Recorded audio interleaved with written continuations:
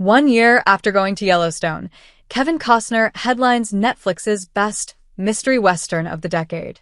After the success of films like Sicario and Wind River, Taylor Sheridan unleashed his instantly iconic neo-western series Yellowstone, starring Kevin Costner as the tough rancher John Dutton.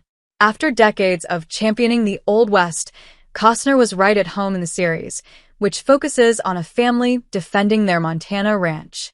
However, just 1 year after the series began, he starred in another Western thriller in a brilliant Netflix original movie. Since the days of movies like Silverado, Dances with Wolves, and Wyatt Earp, Kevin Costner has been the de facto modern face of the Western genre. With Clint Eastwood leaving the Old West behind after 1992's Unforgiven, the actor has had little in the way of competition to dominate the West on film and TV. From his Hatfields and McCoy's miniseries to headlining Taylor Sheridan's Yellowstone, he's proven himself America's favorite cowboy, whether in the 19th or 21st century. Just 1 year after joining Sheridan's hit drama series, he starred alongside Woody Harrelson to bring audiences a fresh, 1930s set neo-Western crime movie.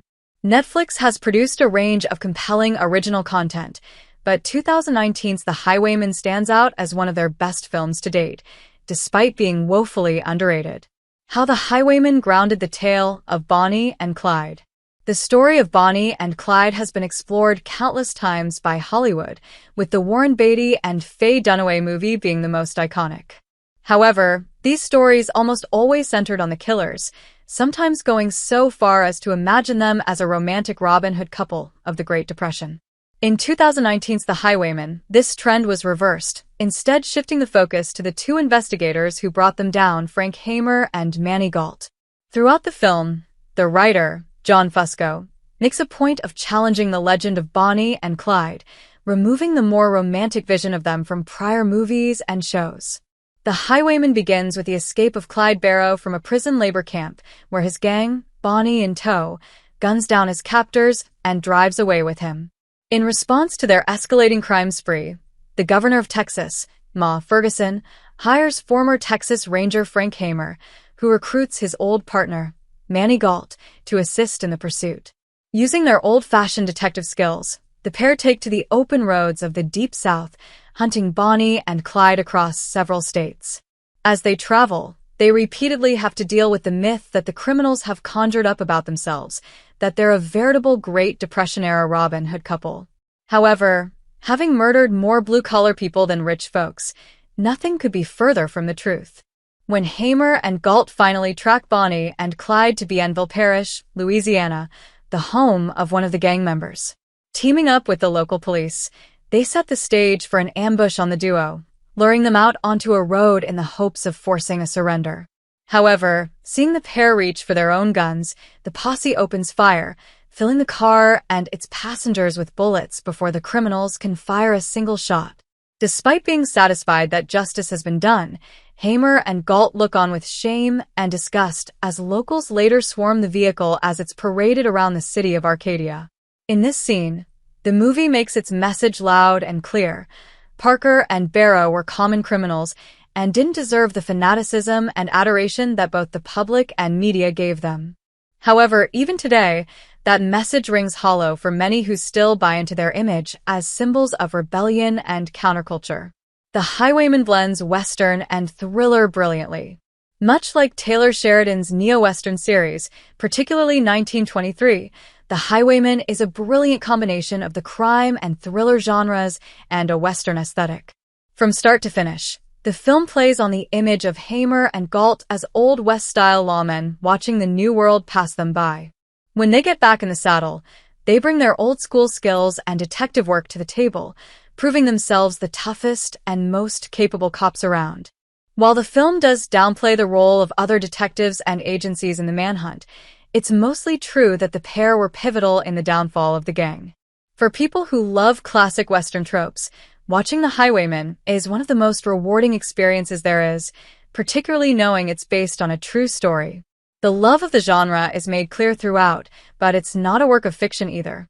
The reality is the manhunt for Bonnie and Clyde really did mirror the classic image of a frontier posse chasing down bandits and killers, two labels that fit Parker and Barrow to a T. From the cops' morally and legally dubious methods to the ending ambush, every element of a story would be just at home in an old-school Western as a 1930s caper. The movie also does a fantastic job of exploring the dynamic and relationship between Hamer and Gault. Despite questioning his old partner's sobriety to the point of not even letting him drive, Hamer nonetheless turns to Gault as the one man he can trust to get the job done with him. At virtually every turn, they both show that, despite their age, they're as tough and capable as they come. When all is said and done, and they've watched the death and frenzy over the criminals, their story ends with Frank trusting his friend enough to drive, signaling the rebuilt respect and friendship between them. For a pair of lawmen often sidelined in Bonnie and Clyde projects, seeing this relationship bloom across the story makes for a great character arc for them both. How the Highwaymen deconstructs the legend of Bonnie and Clyde.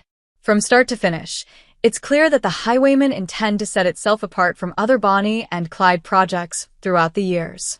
One of the most important ways it does this is through never actually showing the faces of the criminals, using perspective to effectively disentangle them, even from scenes pivotal to their story. While Hamer and Gault are given the spotlight in most scenes, the audience is only shown glimpses of the criminals, typically showing them from behind to avoid giving them attention. Between Hamer and Gault's commentary on the gang and letting the audience see their activities for themselves, the movie brilliantly peels back the romanticized image in favor of something darker and more truthful. The film also makes a point of showing that, while those less familiar with Bonnie and Clyde might have worshipped them, those acquainted with them were far more grounded in their opinion. The script itself makes a point of highlighting the victims, too, ensuring that the audience isn't tricked into the image of the criminals as targeting the rich during a period of economic desperation. The typical person murdered by them was less likely to be a wealthy banker than a gas station attendant or police officer. In fact, of their 12 murders, 9 were law enforcement. Through showing these murders and how cold-blooded they are, the film leaves no room for any illusions about the gang as a champion of working people. Instead, it shows them to be straight-up murderers. If anything else, The Highwaymen feels like an inversion of the iconic Warren Beatty and Faye Dunaway Bonnie and Clyde movie. While popular culture had already been kind to the criminal couple for years, the 1967 film cemented audience impressions of them less as killers and more as misunderstood lovers caught up in a cycle of crime. Here, the crime duo were presented as symbols of the 60s counterculture movement, written to be relatable and likable despite their horrendous acts. With A-list actors playing them and a script that represented them more as tragic antiheroes than anything else, the film was a divisive release at the time. In John Lee Hancock's Netflix movie, everything about the '67 film is rejected in favor of a dark mystery perfect for fans of shows like True Detective. The Highwaymen is perfect for Yellowstone fans. At a time when Kevin Costner is still riding high among Western fans for the Yellowstone series, it's always worth remembering his other great projects. While many would be quick to point to movies like Horizon, An American Saga, or Open Range, it's hard to think of many of his films that are as great a match in tone and style as The Highwaymen. Combining the appeal of a true crime drama with Western tropes and an old-school, character-driven road trip, it's one of the best representations of Great Depression-era criminals there is. Despite being one of the best Public Enemies gangster movies of the last decade, John Lee Hancock's Netflix original is tragically underrated.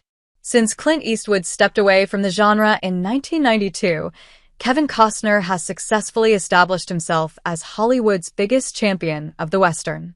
This continues to be shown in series like Yellowstone, Kevin Costner's The West, and Hatfields and McCoys.